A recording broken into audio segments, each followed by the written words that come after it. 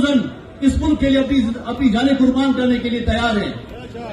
میرے بھائیوں، اپنی صفوں میں اتحاد کو قائم رکھیں، اپنے ملک کے اداروں کو مضبوط کریں، اپنے افواج پاکستان کو مضبوط کریں، کیونکہ آج انٹرنیشنل لیول پہ جو حالات رونما ہو رہے ہیں، آج ایران کی باری ہے تو کل پاکستان کی باری ہو سکتی ہے۔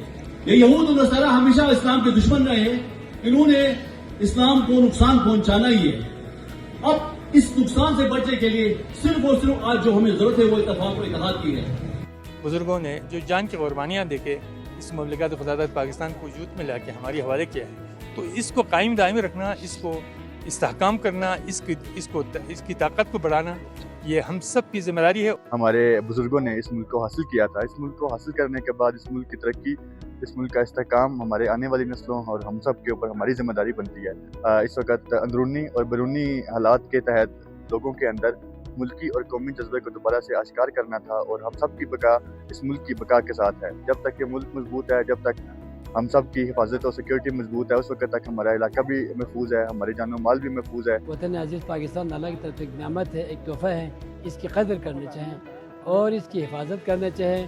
میں سمجھتا ہوں ہر پاکستانی کو یہ سمجھنا چاہے وہ پاکستان کے ہمیشہ جو ہے جی وہ سفیر بن جائے، جہاں جائے جس طرح۔ اور آج کا پیغام یہ ہے کہ ہم ایک تھے، ایک ہے اور ایک رہیں گے۔ ہم پاکستان کی حفاظت کے لیے ہر لحاظ سے قربانی دے کے تیار ہیں۔ کسی بدامنی اور غداری اور ملک کے خلاف کوئی بھی تحریک ہم برداشت نہیں کریں گے۔ پاکستان کو ہم نے اس کا دفاع ہر حال میں کرنا ہے، جو جس کیپیسٹی میں ہے اس نے اس ملک کو پھلنے پھولنے میں اور اس کو ایک توانا اور تندرست مستحکم ملک بنانے میں اپنا کردار ادا کرنا ہے۔ ہمارا فرض یہ ہے کہ پاکستان ہمیں مل گیا ہے، ایک تو ہم نے اس کی حفاظت کرنی ہے، دوسرا یہ ہے کہ ہماری جو آنے والی نسلیں ہیں ہم ان کے لیے ایک محفوظ، پرامن اور ایک اچھا خطہ چھوڑ کے جائیں کہ وہ اس میں پھیلے پھولیں، پروان چڑھیں اور یہ ملک خدا داد یہ آباد رہے۔ پاکستان سے ہمارا رشتہ کیا؟